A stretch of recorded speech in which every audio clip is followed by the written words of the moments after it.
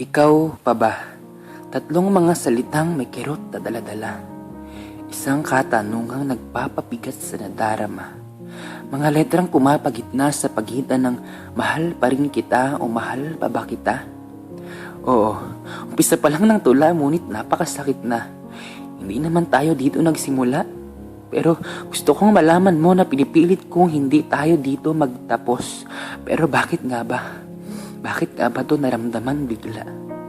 Siguro nga dahil sa paulit-ulit na ginagawa na kahit ba ipahinga, ang pagod ay bumabalik ng kusa.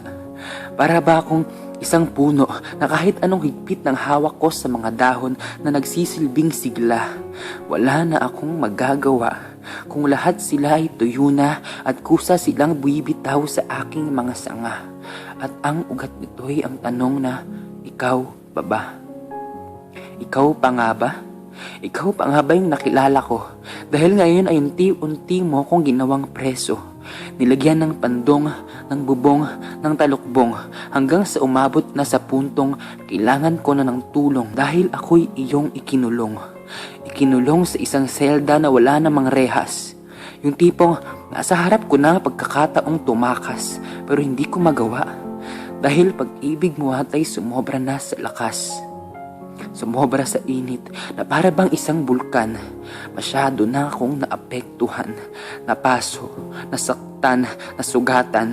Kaya ngayon nagtatanong kung ikaw pa ba? Pagkatapos ng araw na ito, ikaw pa ba?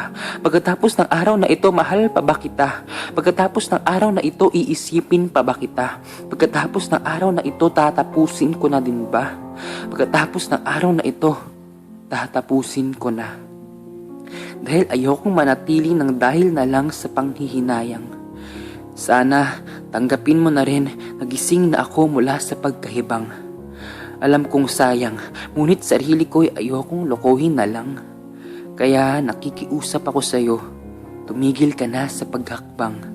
Dahil pag-ibig ko sa'yo'y matagal nang nagkaroon ng puwang. Tama na, itigil na natin to.